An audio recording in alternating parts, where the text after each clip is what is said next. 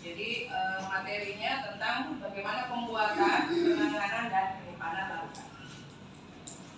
Sasaran pembelajaran itu mahasiswa diharapkan bisa mengetahui satuan konsentrasi larutan. Ya, satuan konsentrasi larutan minggu lalu saya sudah bahas ya, satuan konsentrasi. Kemudian mahasiswa mengetahui bagaimana pembuatan larutan. Kemudian ketiga, mahasiswa mengetahui penanganan dan penyimpanan larutan. Ya. Jadi pembuatan larutan, orang laboratorium itu pekerjaannya sehari-hari biasanya membuat larutan. Kalau mau melakukan pemeriksaan spesimen, ada larutan segar yang dibutuhkan. Ya, bukan larutan yang sudah bermalam dari minggu lalu masih bisa dipakai minggu ini. Biasanya itu kadang sudah terkontaminasi, ya, sudah terkontaminasi sama udara, makanya cepat rusak. Makanya dibutuhkan larutan yang segar.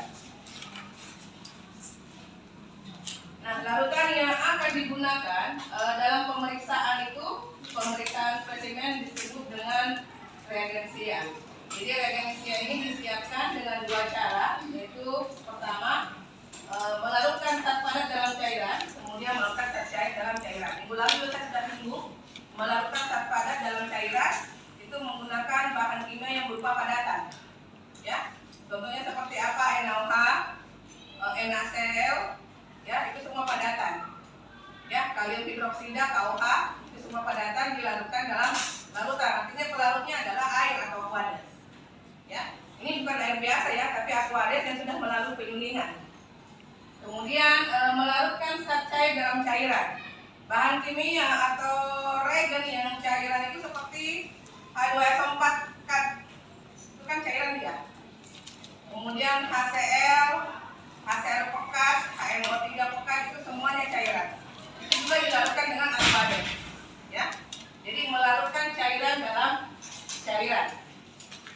Nah, dari melarutkan padatan dengan cairan dalam cairan itu dikenal dengan istilah pengenceran.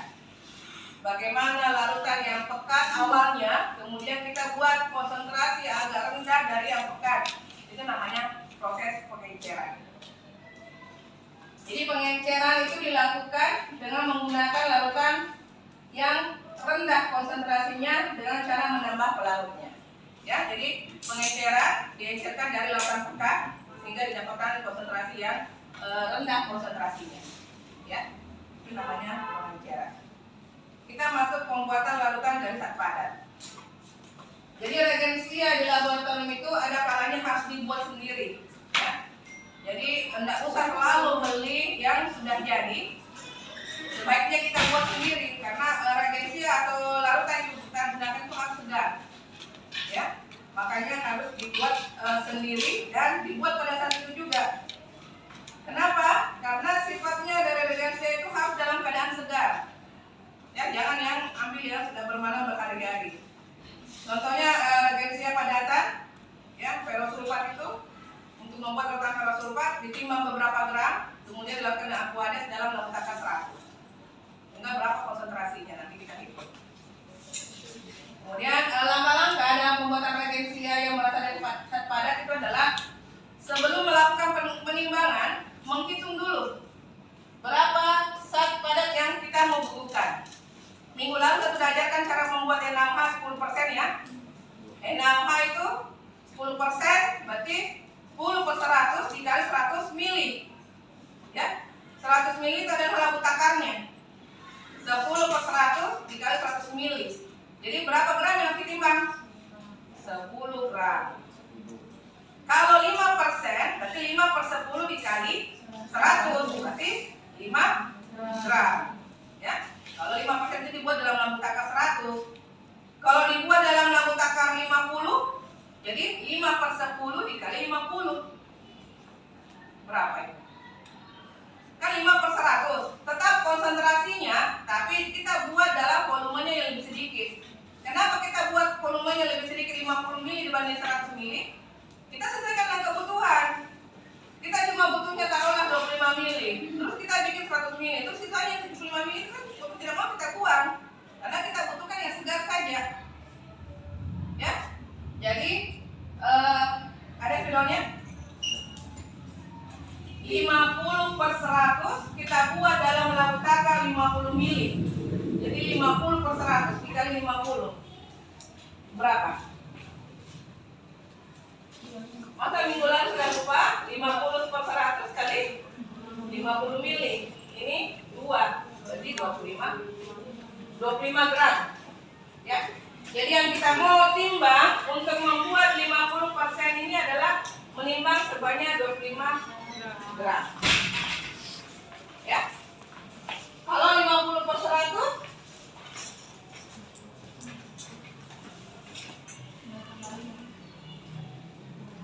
berarti 50 gram yang harus kita timbang. Ini kalau 50%, ya.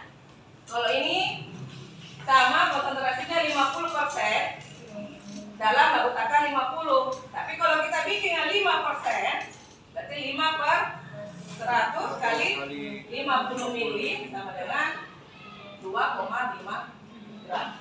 Kalau 10%, 10 per 100 dikali 100 mili sama dengan 10 gram.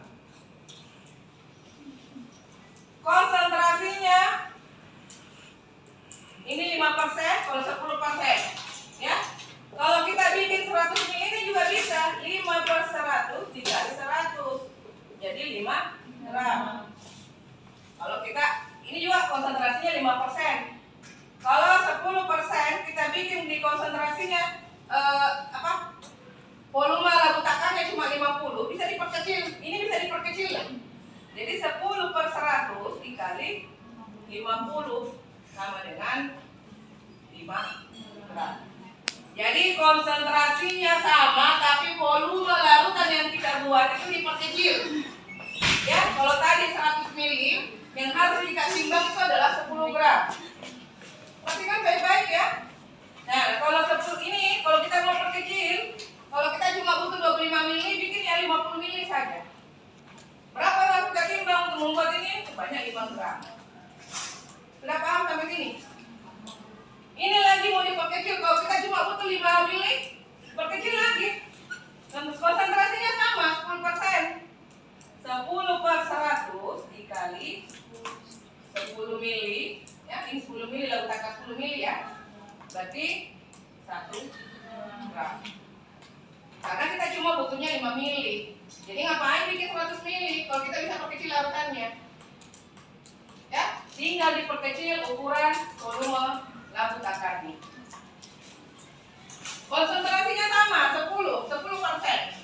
Tapi kita bisa buat dalam lagu takar 5 mili, 10 mili, 25 mili, 50 mili, atau 100 mili. Bisa juga dibuat lagu takar 50. Ada yang mau ditanyakan? Ya. Jadi kita buat larutan segar itu sesuaikan dengan kebutuhan. Kalau butuhnya cuma 5 mili, bikin di lagu takar 10 mili.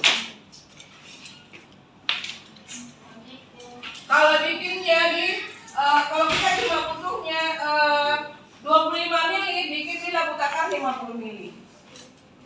Kalau butuhnya 75 mili, bikin di lagu takar 100 mili. Ya. Nah, ini masing-masing beda penimbangannya ya.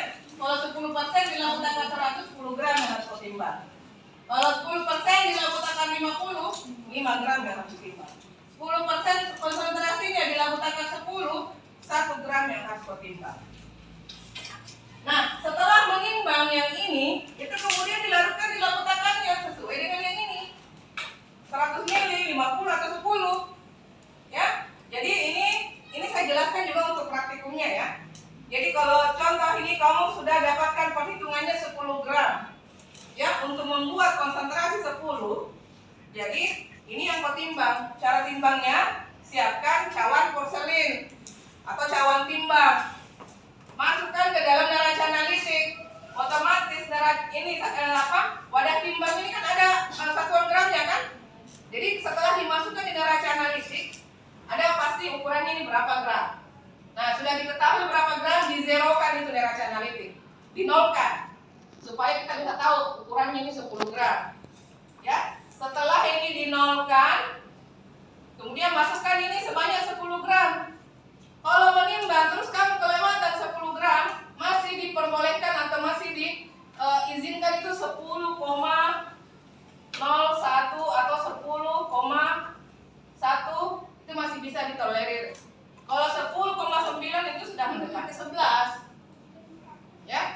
kalau sudah mendekati 10,9 lewat cara penimbanganmu, ambil kembali itu. Kan punya sendotan bukan? Ada dua bentuk anunya, ada yang agak besar, ada yang kecil. Jadi sendok lagi keluarkan ini ya, 9 gram, nah pasti bisa 10. Masih ditolerir kalau melewati 10,1 gram atau 10,2 gram.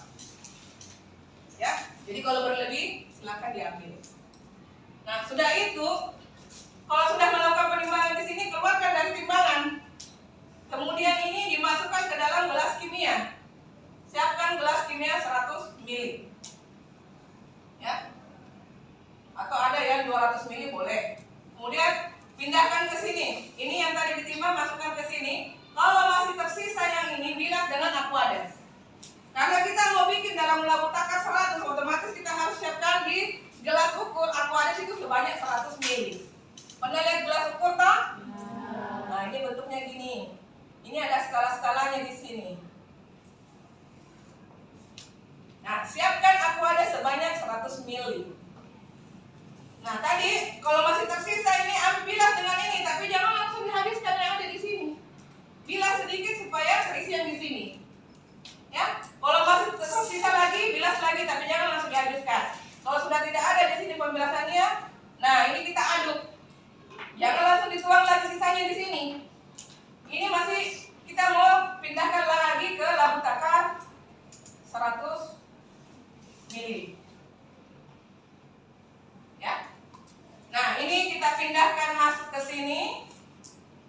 Kalau masih tersisa dibilas dengan air yang masih tersisa di sini, masukkan, jangan semuanya dimasukkan ya. Nah, kalau sudah dibilas bersih di sini, kita stop, pindahkan lagi dari sini. Air Aquades yang sudah sediakan tadi terus masih ada sisanya, ditanda bataskan di sini. Tanda bataskannya sampai di sini. Di gelas labu takar nanti dilihat di lab ada ukurannya. Ada ukurannya ya. Jadi ukurannya di sini. Ya. Ini tidak boleh melebihi dari sini. Kalau dia larutannya bening, dia dilihat adalah meniskus bawah. Kalau dia larutannya berwarna, yang dilihat adalah viskus atas. Nah, setelah sampai tanda batas, kemudian ditutup, baru dikocok. Dikocok gunanya apa? Untuk menghomogenkan yang ada di dalamnya. Setelah selesai sampai tanda batas, baru diberi label. Tuliskan labelnya di situ apa? Tanggal pembuatan dan nama larutannya apa, kemudian konsentrasinya berapa. Contoh tadi larutannya kan NaOH ya. Kalau NaOH berarti NaOH 10%. Karena kita buat 10%. Ya. Buat tulis tanggal pembuatannya berapa. Ya. Ini sekalian saya menjelaskan di nanti akan kamu praktikumkan di lab. Begitu cara pembuatan larutannya. Paham sampai sini? Ya. Jadi langkah-langkahnya tadi membuat regensia, menghitung kebutuhan zat padat, ya. Artinya menghitung, saya sudah ajarkan cara menghitungnya berapa yang harus ditimbang. Ya.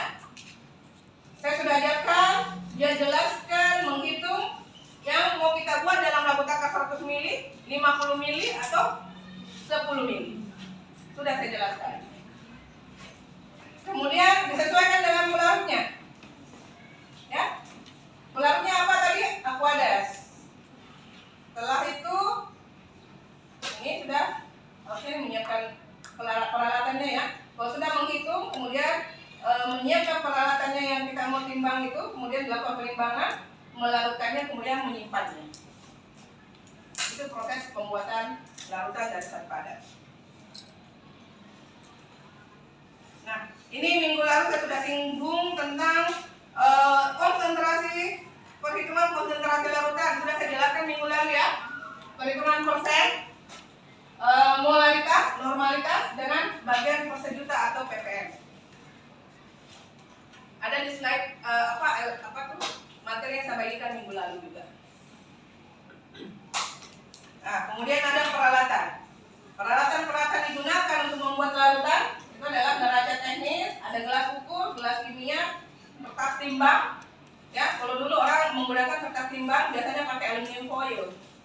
Kalau sekarang aluminium foil tidak disediakan di lab, pakai cawan porselin timbang. Kemudian ada sendok kimia, ya. Orang istilahkan setan, sendok tanduk, ya.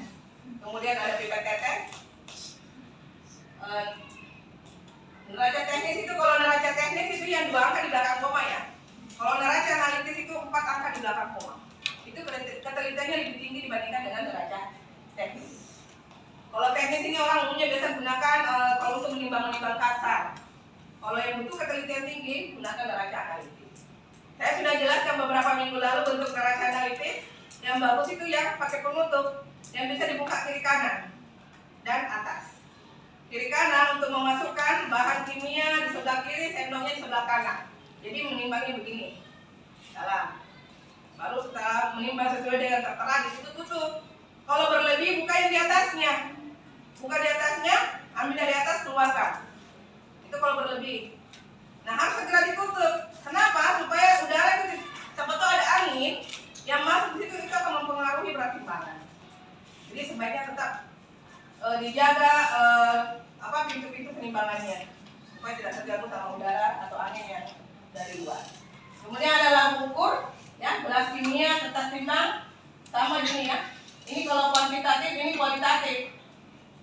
Kalau kualitatif ini neraca teknis, kalau kuantitatif yang butuh perhitungan atau apa istilahnya tadi, yang analitis betul, itu harus menggunakan neraca analitis. Ya, ada kata pengaduk, sendok kimia juga ada. Nah, ini proses penimbangan. Sudah saya ajarkan minggu lalu yang persen-persen, ya kan? Persen berat, persen volume, persen berat per volume. Kemudian menghitung konsentrasi dengan tingkat ketelitian tinggi adalah ppm, molaritas, dan normalitas. Ada di slide minggu lalu. Saya tidak jelaskan terlalu banyak di sini tentang tahapan dalam menimbang, karena tadi saya sudah jelaskan, kan? Atau minggu lalu waktu materi apa itu tentang neraca analitis. Jadi silahkan dibaca tentang neraca analitis, ya. Harus dipastikan semua dalam keadaan nol dulu. Kemudian siapkan semuanya, ikuti saja SOP cara penimbangan.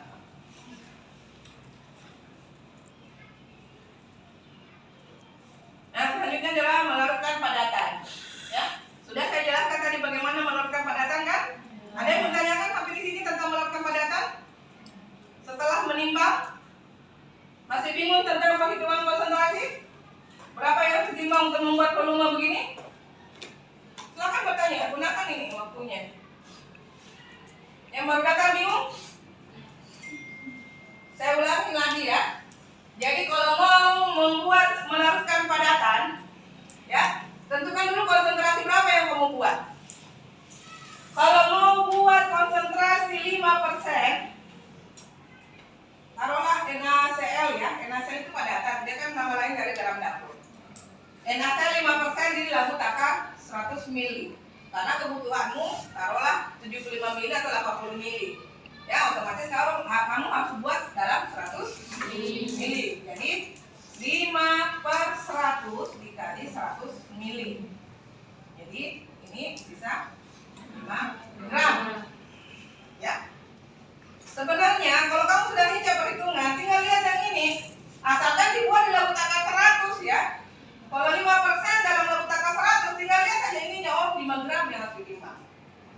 Itu kalau 100 ml. Tapi kalau mau perkecil, kamu cuma butuhnya 35 ml.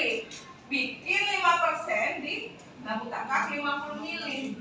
Caranya gimana? Sama, 5/100, cuma ini yang berbeda. 50 ml. Ini 5/2 dibagi sama dengan 2,5 gram. Jadi untuk membuat 5% di labu takar 50 ml, yang harus kamu timbang adalah 2,5. Ya? Kan kebutuhannya cuma 35 ml. Ngapain bikin 100 ml kalau cuma 35 ml? Lebih baik bikin kan di labu takar 50 ml. Nah, kalau mau perkecil lagi konsentrasinya, volume larutannya, konsentrasinya sama, 5%. Tapi di labu takarnya 10 ml. Karena kebutuhan kita cuma taruhlah 7 ml, ya. Jadi otomatis kita bikin di labu takar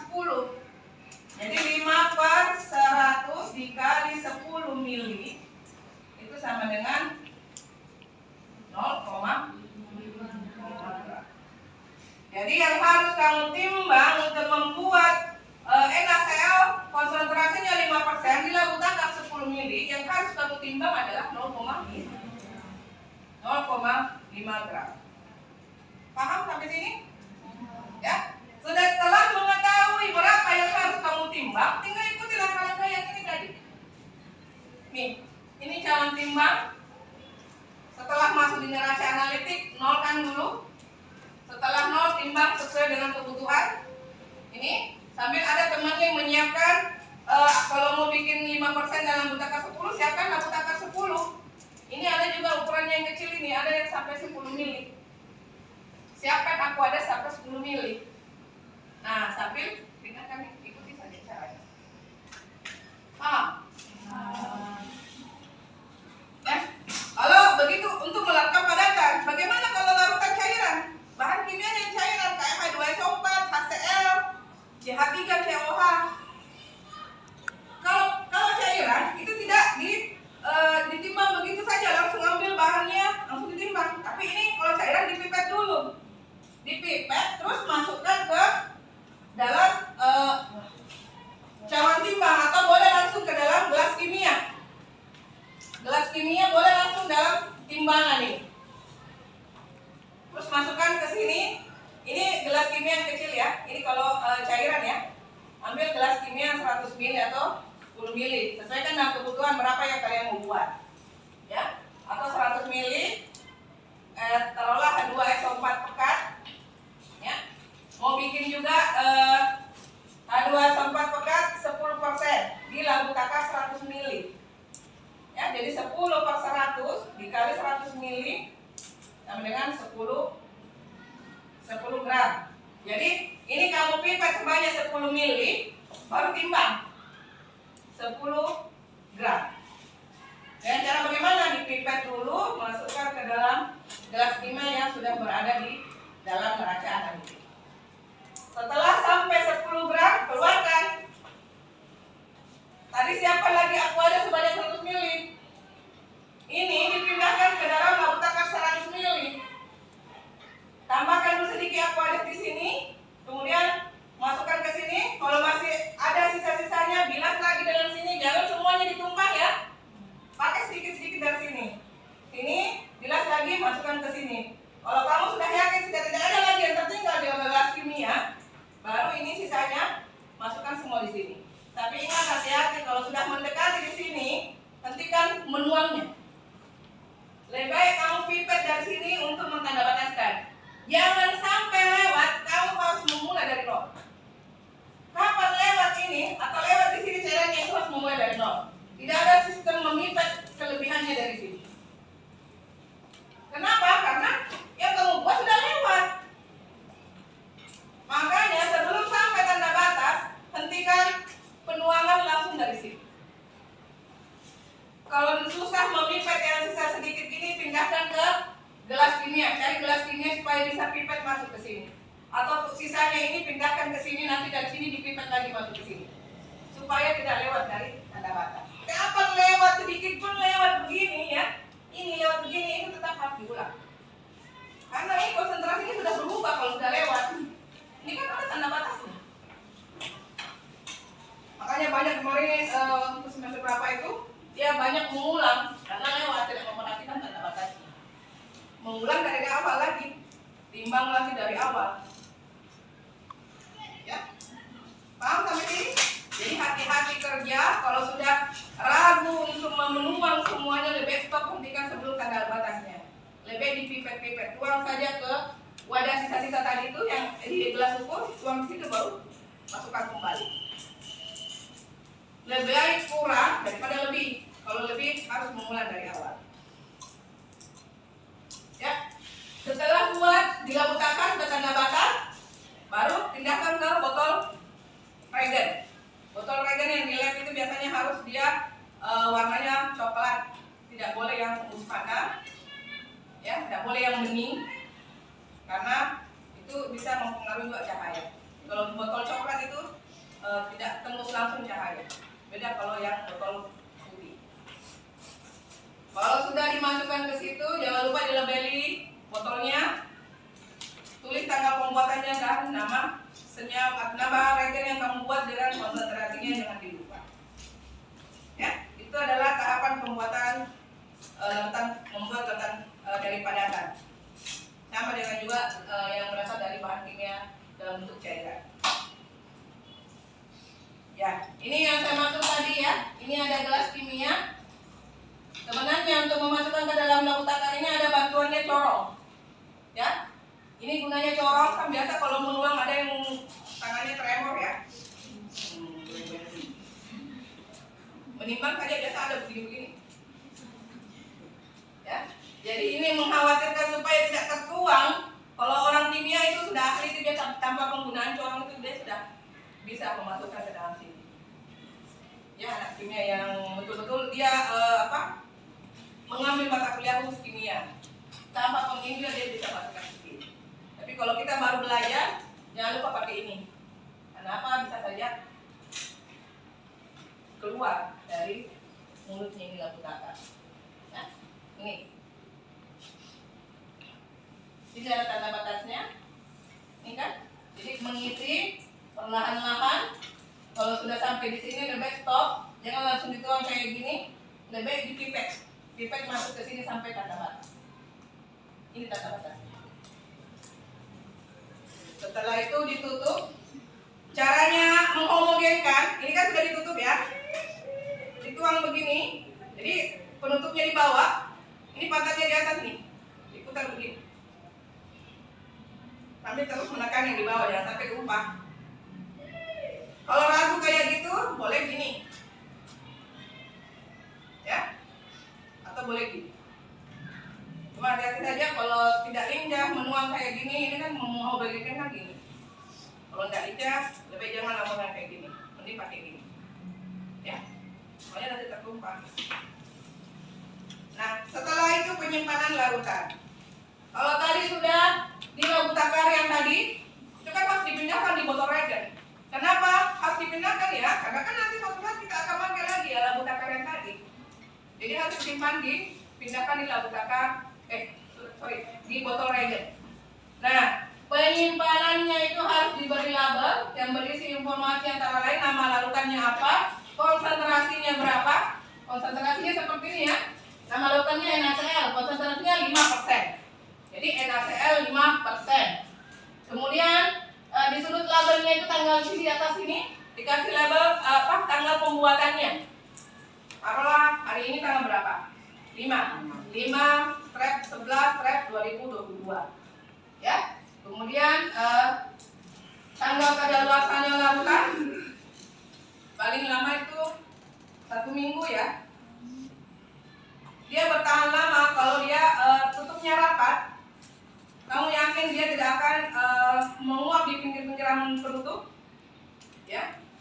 Kalau kamu yakin tidak akan menguap itu mungkin bisa bertahan sampai 1 bulan. Tapi kalau kamu tidak yakin, itu paling lama 1 minggu sebenarnya. Kemudian ini nama pembuatan larutan bukan nama ditulis, tapi pakai kode. Ya, jangan semua mau harus dia pakai WR tuh ya. Biasanya begitu. Tapi jarang-jarang kita buat melabeli suatu reagen itu pakai nama yang membuat larutan. Paling informasi yang bisa sampaikan di situ adalah nama bahan, nama reagennya, konsentrasinya sama tanggal pembuatan, sama tanggal kadaluarsa. Nah, sekarang kita masuk ini pembuatan larutan dari zat cair pekat, istilahnya pengenceran. Ya, jadi pengenceran adalah proses di mana konsentrasi larutan akan menurun dengan penambahan larutan. Paham sih maksudnya? Tadinya pekat, kalau HCl itu pekatnya itu di 37% ya. Dia itu pekat sekali. Kalau dikatakan menurun konsentrasinya dengan penambahan pelarut. Kalau kita mau buat dari 37% ke berapa molar, ya, itu ditambahkan pelarutnya Aquadex. Proses pengenceran adalah mencampurkan larutan pekat konsentrasi tinggi dengan cara menambahkan pelarut agar diperoleh volume akhir yang lebih besar atau konsentrasi yang lebih kecil. Rumus yang digunakan untuk menghitung pengenceran adalah M1 kali P1 sama dengan M2 kali P2. Keterangannya di sini M1 adalah konsentrasi larutan sebelum diencerkan, artinya masih pekat. Kalau ini volumenya sebelum diencerkan, volume dari sini. Kemudian yang kedua adalah konsentrasi larutan setelah diencerkan. Ini volume lautan setelah diencerkan. Biasanya yang mau dicari adalah dari sini. Karena kita mau pipet berapa dari yang pekat. Ini biasanya tanyakan P2. Ya. Itu kalau tadi satuannya molar ya, M besar. Kalau normalitas seperti N, itu rumus pengencerannya adalah N1 kali P1 sama dengan N2 kali P2. Minggu lalu juga saya sudah ajarkan cara pembuatan atau perhitungan dalam normalitas ya, satuan N. Masih ingat minggu lalu materinya N1 yang N itu berat berat ekivalen dibagi dengan N. N itu kalau dia dibasah 1, kalau asal dia 2. H2SO4. Atau sudah lupa lagi? Ini N kecil, ini bukan mol ya. Ini kalau di asam H2SO4, ini kan hanya ada 2. Berarti N-nya sama dengan 2. Kalau di basa NaOH, ya OH-nya sini ada 1, berarti N-nya sama dengan 1. Jadi menghitung berat ekivalen, berat molekul dibagi dengan N. Berat molekul itu adalah Mr. Minggu lalu juga saya sudah ajarkan cara menghitung Mr.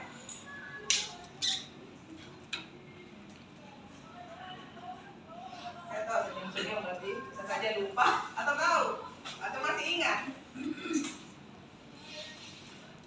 Ya. Jadi tadi N, kalau N satuannya konsentrasi molar N1 kali P1 sama dengan 2 kali P2. Kalau ini N normalitas N1 kali P1 sama dengan N2 kali P2.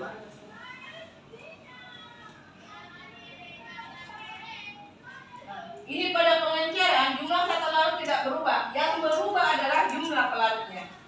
Sehingga jumlah mol zat larut sebelum dan sesudah diencerkan itu biasanya tetap. Ya. Kalau gambar A ini menunjukkan jumlah mol zat yang terdapat dalam larutan pelarut. Kalau B jumlah mol zat dalam larutan encer. Sekarang kita masuk ke contoh perhitungan pengenceran. Berapa mili H2SO4 pekat? H2SO4 pekat itu konsentrasinya 18 M ya. Yang dibutuhkan untuk membuat 750 mili larutan H2SO4 3M. Ada yang bisa kerjakan? Pakai rumus M1 kali P1 sama dengan M2 kali P2. Kenapa? Karena konsentrasinya adalah M.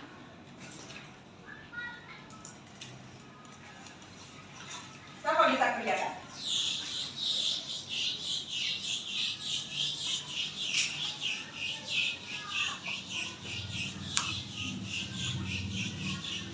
Sebenarnya ini paling gampang, tinggal dimasukkan saja ke rumus pengenceran. M1 kali P1 sama dengan M2 kali P2.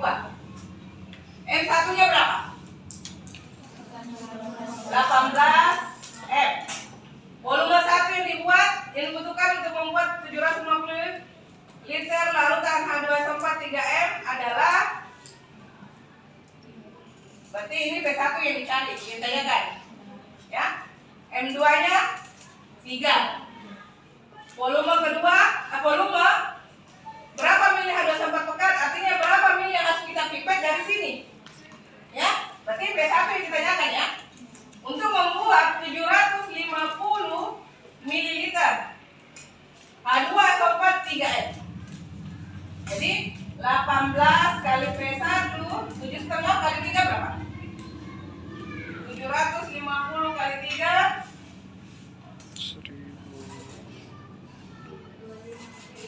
berapa? 2.250. Bagi ini 18 berapa? 100. Jadi yang harus kau buat adalah, yang harus kamu pipet dari 15 M ini adalah 125 mili. Ini kalau kita memipet ini tidak mungkin kita digunakan di labu takar 100 ml ya, karena kan ini berlebih nih 125. Jadi kita harus bikin di labu takar yang 500 ml boleh, ya, atau wadahnya yang 500 ml. Ini atau bikin dulu gini, ini 125 ml, simpan dulu wadahnya di gelas kimia. Gelas kimianya berapa? Ambil yang gelas kimianya 250 ml, ya.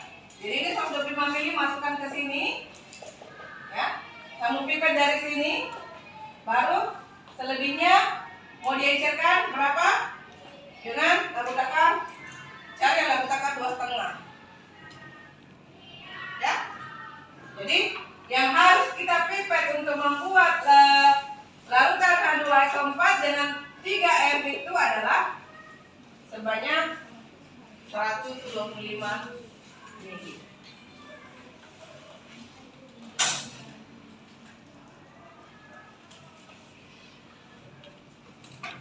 Ini karena kita mau bikin di labu takar 750 ml, cari gelas kimia yang di 750 ml. Atau boleh ini yang 1 liter, 1000 ml atau 1 liter gelas kimianya, baru pindahkan ke labu takar atau labu takar yang 750 ml, ya. Itu untuk membuat H2SO4 dengan konsentrasi 3M.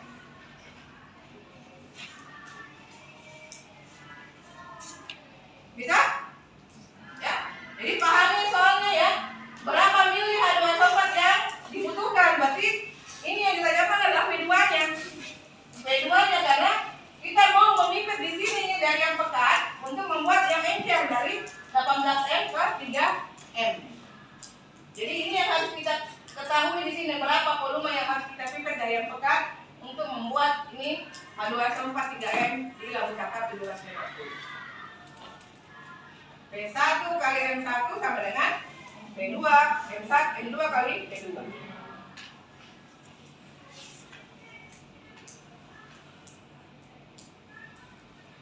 Ya.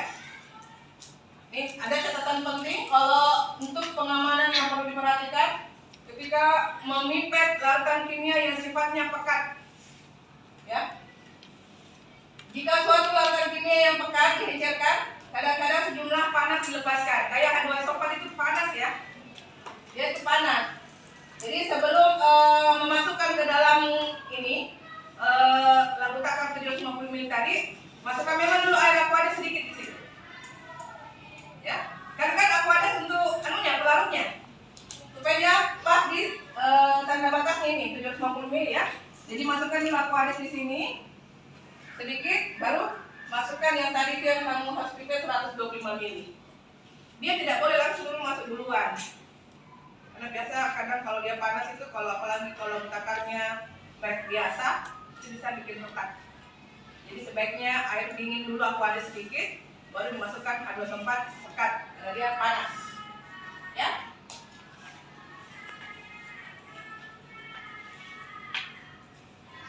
Nah, tidak boleh sebaliknya. Tidak boleh aquades dulu baru air. Jadi aquades ini yang harus ditambahkan ke dalam air. Jadi isi dulu air di labu takarnya, baru masukkan H2SO4 pekat tadi sebanyak 125 ml. Jangan sebaliknya ya. Nah, ini karena bisa menyebabkan air mendarat mendidih. Kalau H2SO4 pekatnya dulu baru air, kan dia panas di bawah. Nah, ini bisa menyebabkan asam sulfatnya memercik. Kalau memipet larutan yang pekat itu harus dilakukan di lemari asap. Udah pernah lihat lemari asap? Ya, itu dinyalakan supaya pada saat kita buka botolnya itu asam pekat, itu kan terisap sama pengisapnya itu yang di atas, blowernya. Kita akan mau bawa keluar. Disarankan memang sebenarnya lab itu bukan di lantai bawah ya. Kalau lantai lab kimia itu harus lantai paling atas, karena kan cerobongnya bisa langsung keluar ke atas. Kalau ini bisa mencemari yang ada di sampingnya, keluarnya. Pernah masuk kembali itu asapnya, asap dari blower, karena entah karena rusak atau apa, jadi dia masuk kembali tuh asapnya. Ya, jadi hati-hati kalau menggunakan yang pengerjaan menggunakan sabuk kat. Nah, ini pengenceran sampel. Ini proses pengenceran ini juga dilakukan pada sampel, bisa sampel urin, darah atau serum atau sampel spesimen manusia ya, yang mempunyai konsentrasi terlalu tinggi. Contoh, serum dengan kadar trigliserida sampai 1000 mg per desiliter ini tidak mampu dibaca oleh alat pengukur atau fotometer. Karena biasanya alatnya itu hanya bisa membaca sampai konsentrasi 750 mg per desiliter. Makanya serum tersebut harus diencerkan. Jadi kalau serum mau mengukur berapa kadar logam, kalau kita terpapar sama logam ya, apalagi kalau mahasiswa yang sering mangkal-mangkal di pinggir jalan itu, biasanya tidak pakai masker kan banyak kan asap pendalaman motor. Itu kita terpapar sama logam Pb. Ya, kalau sering nongkrong-nongkrong di situ di depan pagar, itu kalau tiap hari begitu, itu akan terakumulasi nanti dalam tubuhmu. Jadi kalau mau tahu kadar konsentrasi logam Pb yang terserap atau yang terpapar dalam tubuh kita, itu ambil dulu sampel serumnya, baru dipisahkan serum dengan plasmanya ya, baru diencerkan, karena dia tidak bisa langsung membaca sampai 1000 mg per desiliter, makanya dia harus diencerkan. Pengenceran sampel umumnya menggunakan latar NaCl fisiologis. Latar NaCl fisiologis itu yang biasanya dipakai untuk menginfus. Ya. Pengenceran itu dengan rumusnya, pengenceran sama dengan volume total dibagi dengan volume larutan yang diencerkan. Contoh perhitungannya, ya, sebanyak 100 ml mikroliter serum ditambahkan dengan 400 mikroliter latar NaCl fisiologis, total volume menjadi 500 mikroliter. Itu pengenceran serum tersebut. Jadi tinggal masukkan ke dalam rumusnya tadi, volume total dibagi dengan volume sampel yang diencerkan. Volume totalnya di sini berapa? 500. Volume yang diencerkan 100. Jadi berapa hasilnya? 5. Pengencerannya berapa kali? 5 kali. Kalau yang ini volume totalnya berapa? 9. Volume yang diencerkan bukan 8,5. Volume sampel yang diencerkan 0,5. Kamu kalau dibalik-balik bingung, tidak tetap pendirianmu ya. Jadi 9,0 dibagi dengan 0,5, jadinya berapa kali pengencerannya? 18 kali. Ya, artinya kita mengencerkan volume larutannya kan dia tidak boleh langsung mengukur 1000 mikroliter ya. Dia sampai alat itu umumnya rata-rata sampai 750 mikroliter. Makanya yang dari yang pekat tadi itu diencerkan menjadi 500 ml. Jadi 500 mikroliter dibagi dengan 100 mikroliter, maka pengencerannya itu adalah pengenceran 5 kali. Kalau ini 9 dibagi 0,5, maka pengencerannya adalah 18 kali. Bukan artinya 18 kali kamu melakukan pengenceran ya. Itu artinya pengencerannya dari yang ini. Oh, ini kita melakukan pengencerannya 5 kali. Karena kita mengencerkan menjadi 500 mikroliter. Ini kan tidak bisa langsung diukur ini. Ya, jadi serum itu harus diencerkan, total volumenya diencerkan dengan larutan NaCl menjadi 500 mikroliter. Jadi istilahnya pengenceran 5 kali. Sama dengan orang laboratorium kimia ya. Kemarin mahasiswa saya ajarkan di Unhas itu, saya tanya, ini sampelmu tidak bisa langsung sampel pekat yang diukur. Ini harus diencerkan dulu. Karena apa? Dia tidak akan terbaca sama alat. Paling kalau pekat. Lakukan pengenceran berapa kali, Bu? Pengenceran hitung nih. Kalau kamu 100 ml mau dapatkan 100 bagi 100 bagi 100 bagi 10. Karena 10 ml yang dibutuhkan. Jadi 100 bagi 10 berarti 10 kali. Artinya pengencerannya itu adalah pengenceran 10 kali. Bukan pengenceran yang dilakukan berkali-kali sampai 10. Tapi pengencerannya 10 kali.